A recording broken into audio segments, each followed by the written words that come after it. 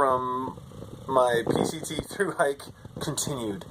Part 2 because it just cut out. Apologize. Happened before. Probably will happen again. So I also took, if you watched the whole first video, you saw everything else. So now I also took for my toiletries just a bag of hand sanitizer and toilet paper. And what I did was I actually personally I packed out most, if not all, of my teepee if I used toilet paper. A lot of the times I would use it's called usnia. It's like a moss or a lichen that grows on trees. Once you get up into Northern California and on, you can find it everywhere. It's great as toilet paper. Otherwise, I used actual toilet paper. Otherwise, but pack it out, man. Just put it in a Ziploc bag. Double bag it even. It's perfectly sanitary. Doesn't smell. It's not going to spill anywhere. That way, the animals aren't going to immediately dig it up, and it's not going to be everywhere like you'll see in the desert. That was a big problem for me. Big pet peeve. I hate seeing toilet paper all over the trail. It just kind of ruins the experience. And I've got some crazier stories than that, but that's for another video altogether. Anyway, please do everyone a favor and just be kind with your teepee. Either bury it properly, super deep, or even better, pack it out. Leave no trace ethics, right? Let's see, what else? I also had my tiny little sewing kit with some thread, a couple needles in there, a couple extra buttons just in case. My backup water system, I had some Aqua Mira here, which I actually never had to use. So they remain unopened, but as you can see, 3.4 ounces for this whole thing, including the case. I had cut up from a friend's sleeping pad, which they hiker boxed, just a little sitting pad, which, you know, for me, I found really valuable because anytime you want to sit on the ground, your butt's going to get dirty. It's going to be dirt, there's going to be sharp rock, which is going to eat into your lightweight material pants.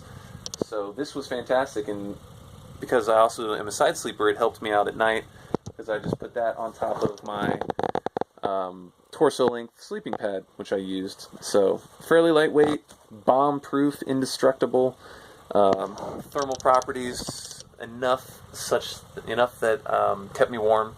Didn't have any problems with being on the cold ground at night. So it worked fine. Eating-wise, I used my little jet boil. I think this is a zip. I'm not certain. It's 1 liter, or 1 1/4 total liters on the inside. Tiny little titanium spoon here, worked great. And I don't know, I love the jet boil because it's compact, it's simple. You know, one of these canisters here, 4 ounces or so of fuel, would last me almost 2 weeks, and that's cooking my breakfast and my dinner and the occasional warm drink on a cold day also. And all this stuff just packs up right inside of it, and it's got a built-in cup too. Sorry about that. Built-in cup too. So I thought it was great. My snow gear here, I used these. It's basically a rubber material with 3/4 inches worth of spikes right here. Not quite crampons, but kind of the best thing you're going to get that's going to attach to your running shoes, at least the type that I was wearing, and they worked fantastic. A really dicey ground, all those spots that, you know, otherwise would have been really dangerous, which still were, these made a lot better. Icy, crusty snow in the early mornings, fantastic. Little snow cleats for my trekking poles were great. I used just normal Black Diamond trekking poles. I had to change the tips once. I got a new pair of tips in Mount Shasta City, and I took a day off there. And otherwise, the poles were fantastic. A couple mornings, I'd wake up and the straps were nibbled on by some deer because I left the poles outside. They were going after the salts, but otherwise they were solid poles, unlike a lot of the carbon fiber ones, which would have been lighter. My poles, I could lean on full body weight, and they would barely even budge. Solid. Ice axe. This is old school Omega ice axe. I borrowed from a friend. Only had to use it a few times, but when I needed it, I was glad I had it. So, again, being frugal, I didn't want to spend another $100 on a new ice axe, so I was able to borrow one. And again, with the bear canister, I was able to borrow this from a friend too. She used it on a couple of her hikes, and she's kind enough to lend it to me, and it worked great. Just solid piece of equipment. Because I was also using the cell phone, which I'm filming right now with. It's a Droid Max 2 in a. I have a life-proof case for it. I needed some extra power sometimes, so I have just my little Anchor battery pack there, and it worked great. I get about almost 3 full recharges out of it, and this is a big phone, so 3 full recharges was great. I almost never needed more, and I bought this plug here. It's got 2 outlets here, and it has the I forget the IQ point something fancy chargeability. It'll charge anything super fast, and actually it works. My phone is always the first to recharge, twice as fast as most other people's, so great. 2 cords, so I could recharge this and my phone on this at the same time. Again, speeding everything up. And let's see, that seems to be just about everything, I think. Oh, I have just a couple little stuff sacks, obviously. This one had just a lot of random stuff that I wouldn't use all the time, and another stuff sack which I kept a lot of my food in, just, cheap stuff sacks I got at REI. I think this is Sea to Summit, and just an REI one. But yeah, man, that is all of my gear. Everything that I took with me, everything that lasted and stood the test of time, is right here in front of you, and there, and there. So yeah, there you have it, man. Gear review, and honestly, I wouldn't change a heck of a lot. I might go with the 2-person Big Agnes next time, just for an extra bit of space. I'd eat the couple extra ounces, I guess. And I probably would go with a blow-up mattress instead of this guy. Probably a torso-length blow-up mattress. I didn't want to do it because it was another 150 some bucks for it compared to this $20 right there. And I saw a lot of people having problems with them. After a month of use, they just start to break down. It's not going to last forever, which is unfortunate. But it would have been so much more comfortable because I'm a side sleeper. So next time I probably will go with a blow-up mattress. A lot of people were asking about my resupply strategy.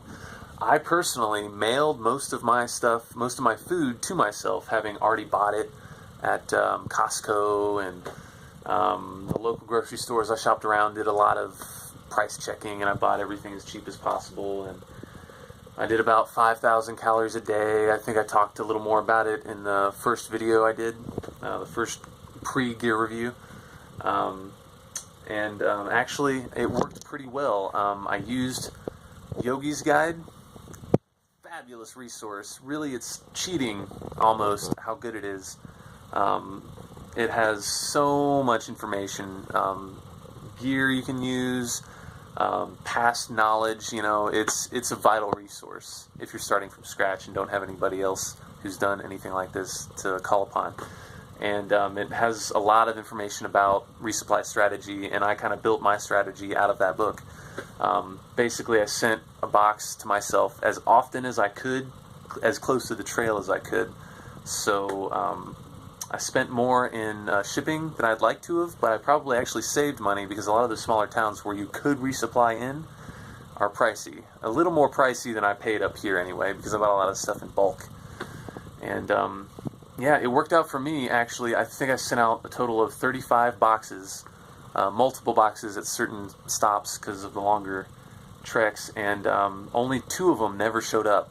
One because I mislabeled it in the rush in the last couple of days, so that was my bad. And then one in Big Bear, the post office there apparently is notoriously has issues. I don't know, so that one's just gone. The other one came back here, returned to sender. So resupply, a lot of people just did their own thing and resupplied on trail, and it looked like it worked out fine.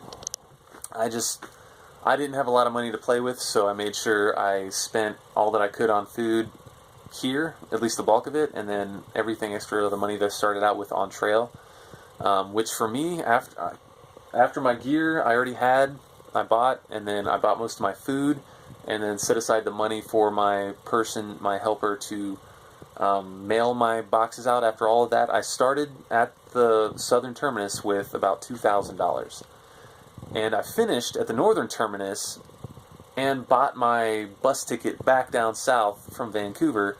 I got back here to town with $50 left. So that was for me. That was how it worked for me. A lot of people spent a lot more money. Some people spent less. I was fortunate enough to have a fantastic, really cool hiking partner, Laverne Bad Bum, to split hotel rooms with. And sometimes, especially early on in the desert, I was able to split with a lot more people, so you save money that way. But it's just, everyone finds their own way. And that's how it worked out for me. Let me see, check my quick list here. See, pack out TP. Do it, please. Blah, blah, blah. Mileage is, oh yeah. I mean, it's going to be different for everybody, just how your physical body is. But for me, I probably averaged throughout the whole thing 20 to 25 miles a day. Oregon, I did 30s pretty consistently. The whole state took 15, 16 days. Pretty consistent between 25 and 30 miles per day in Washington, but that was kind of brutal. But I started out between 15s and 20s, and the Sierras were between that too, so just go at your own pace, you know, you'll get it done, no biggie. And yeah, man, if you guys have any other questions for me, or if I missed anything, if I didn't go over something that you really wanted me to cover, just post a question below, and I'll respond in kind, or in my next video. Sometime in the future, I'm going to keep making videos for my future endeavors. Planning probably not this year or next year, but the CDT at some point, the Continental Divide Trail, just to turn it up a bit and take on a challenge that's a little more challenging, a little more exciting, you know, just the next step, I guess. And who knows beyond that? I do a lot of mountain climbing and mountaineering, climbing and whatnot in its own right. So I'll be making some more fun videos for you guys, and hopefully doing some gear reviews for those other specific endeavors as well. But any questions, please ask. And if you're in the Northwest United States, man, like I think I mentioned in another video, look me up. I live here in Southern Oregon. I'd love to get a coffee and just chat about your upcoming adventure, you know, what your plans are, maybe help you plan on it, because it's a passion of mine. I love it. I had a great time, and I want other people to enjoy that kind of thing too. So, yeah, an amazing experience, and I'll see you down the trail.